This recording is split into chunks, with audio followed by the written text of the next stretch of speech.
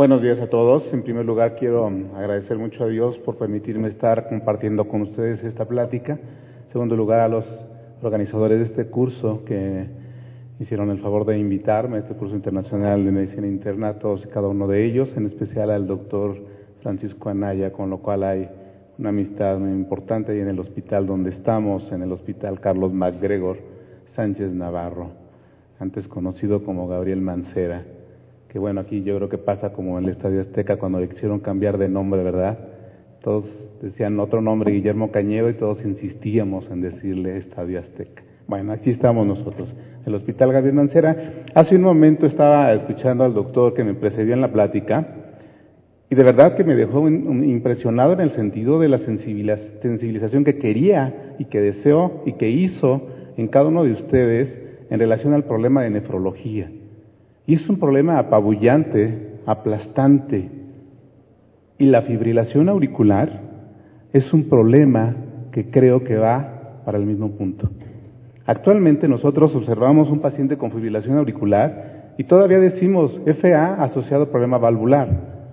Actualmente decimos FA y ya no decimos solamente asociado a problema valvular, sino a lo mejor decimos asociado a otro tipo de problemas. ¿O asociado a qué? A veces tenemos pacientes en FA con un corazón estructuralmente sano. Entonces, vean la magnitud del problema. Lo que comentaba hace un momento el doctor de nefrología en relación a la importancia de tener en cuenta estos problemas de nefrología y qué tan grande ha sido como problema de salud pública. La fibrilación auricular, que empezó como una situación anecdótica hace 10, 15 años, actualmente está siendo un problema que, como lo dice nuestro curso de medicina interna, grandes problemas de salud pública. ¿Y por qué digo esto? Observen nada más esta diapositiva. De cada 4 personas que habemos en esta sala mayores de 40 años de edad, 1 va a ser fibrilación auricular en un momento dado. ¿Esto qué nos lleva a pensar? Que si nosotros hablamos un poquito de epidemiología en relación a esta particular enfermedad, vamos a ver que la fibrilación auricular es la arritmia más frecuente que vamos a encontrar.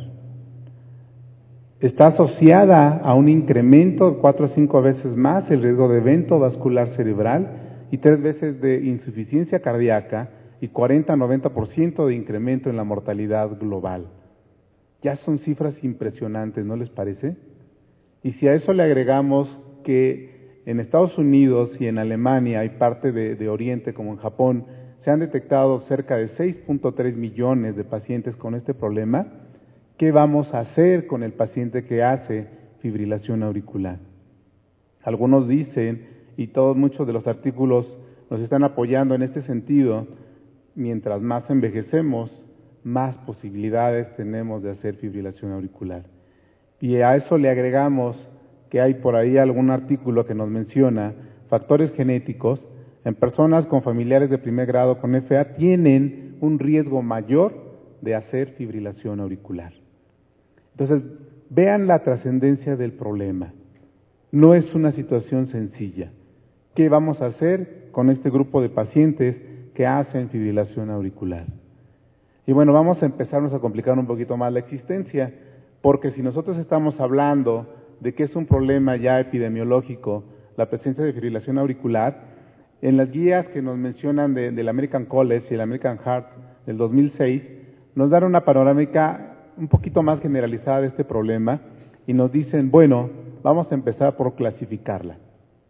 Y vamos a tomar en cuenta 4 situaciones. Aquella fibrilación auricular que ocurre como primer episodio detectado. Y aquí empezamos con un problema. Esos primeros episodios detectados en pacientes sintomáticos nos permiten un seguimiento del mismo. Pero ¿cuántos episodios de primera ocasión no son detectados en el paciente? ¿Por qué? Porque está asintomático. El paciente probablemente nos diga, tuve palpitaciones, doctor, en alguna ocasión. Tuve una sensación de disnea, doctor. o tuve una sensación de mareo transitorio que duró poco tiempo y que se lo podríamos atribuir a otra situación, menos a la posibilidad de un evento de fibrilación auricular. Esta situación en la cual nosotros tenemos un primer evento detectado, nos va a generar que de alguna forma nosotros estemos ante un grupo de pacientes en los cuales podamos hacer el diagnóstico y a otro grande grupo en el cual probablemente ni siquiera pensemos en esa posibilidad. Entonces ya tenemos una situación en la cual nosotros vamos a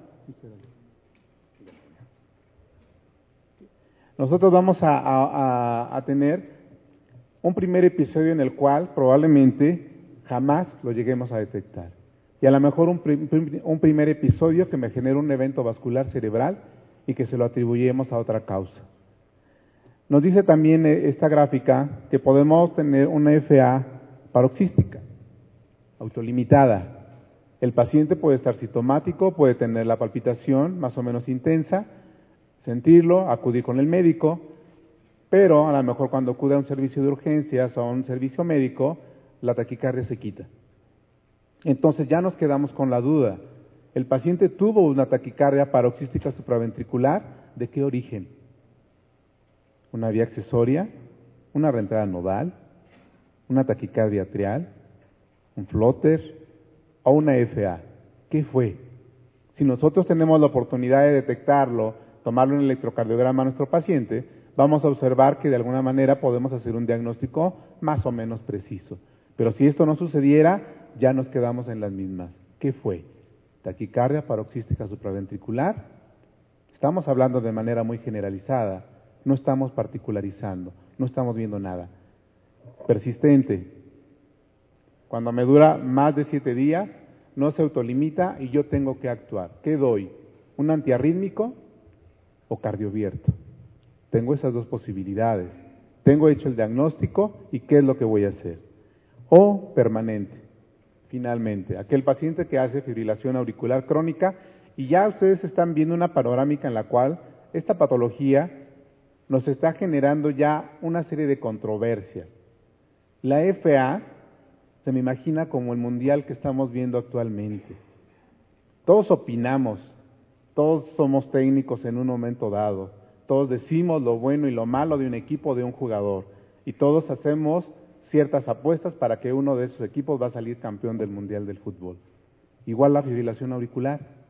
Todos apostamos y decimos, es una fibrilación auricular y va a ceder con cardioversión. Otro va a decir, no, va a ceder con la aplicación de verapamilo. Otro va a decir, no, va a ceder con la aplicación de amiodarona. Y a lo mejor los médicos cardiólogos que nos gusta ser un poquito más invasivos, decimos, no, va a ceder si le hago una ablación con radiofrecuencia o va a ceder si le hago la ablación del nodo y le coloco un marcapaso definitivo. A otros más optimistas nos van a decir, a lo mejor si le pongo un marcapaso antitaquicardia, la respuesta va a ser mejor. Pero bueno, ¿qué es lo que vamos a hacer? Ya nos dijeron la American Heart, la American College, cómo la clasificamos. Pero además de esto, ahora nosotros tenemos que tomar en cuenta si es una fibrilación auricular valvular o de otro origen.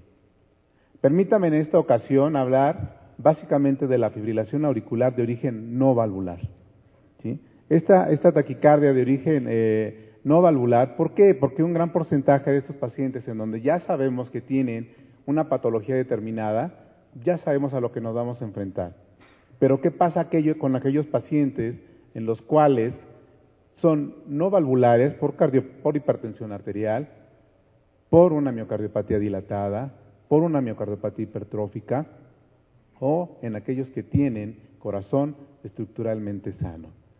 Y hasta este momento nosotros cuando vemos un paciente con fibrilación auricular, estamos viendo exclusivamente la punta del iceberg. No estamos viendo todo lo demás que trae consigo la presencia de un paciente con fibrilación auricular. Y vean ustedes, esta diapositiva la pusimos a propósito, que es un consenso en relación a las diferentes publicaciones que había. El número de publicaciones, por ejemplo, nos habla aquí de la fibrilación auricular. Y vean cómo tenemos una gran cantidad de publicaciones de la misma. Mientras que en aquellos pacientes que hacen taquicardia ventricular, que hacen fibrilación ventricular, que hacen flóter auricular, como que está más estandarizado el criterio y el número de publicaciones no se comparan con el número de publicaciones que salen en los pacientes que tienen fibrilación auricular. Y comparémosla con esta otra diapositiva, en la cual nos dicen qué hacemos en el tratamiento del paciente que cursa con fibrilación auricular. Inicialmente alguien decía, controlo frecuencia, ¿sí? Controlo la fibrilación auricular mediante medios invasivos. ¿Qué hacemos? Vean cómo de alguna manera nuestra tendencia actual es irse hacia las situaciones invasivas. Y yo me pregunto, ¿nuestra infraestructura en México tiene la capacidad para poder hacer estudios invasivos en el control del paciente con fibrilación auricular? Difícilmente. Solamente pónganse a pensar cuánto cuesta un estudio electrofisiológico y cuánto cuesta un catéter de ablación. Estamos hablando de un catéter de ablación entre $1,000 y $1,200 y se utiliza para una sola ocasión. Entonces, échenle cuentas a todo lo demás. Sin embargo, vean el número de publicaciones que hay en los pacientes que son sometidos a ablación. Y uno de los antiarrítmicos que más se utilizan en este grupo son los antiarrítmicos clase 3 de la clasificación de Vaughan y Williams, como es la amiodarona y el sotalol. Y entonces, ¿por qué tratar la fibrilación auricular? ¿Cuándo tratarla? Les comentaba hace un momento, vamos a hablar de la FA que no está relacionada a problema valvular. ¿Cómo va a venir el paciente con problemas de este tipo? ¿Qué es lo que nosotros queremos evitar? Que sea sintomática, 1, y 2, que tenga ese gran problema con el cual estamos luchando y estamos tratando de alguna manera de evitar y definir esto.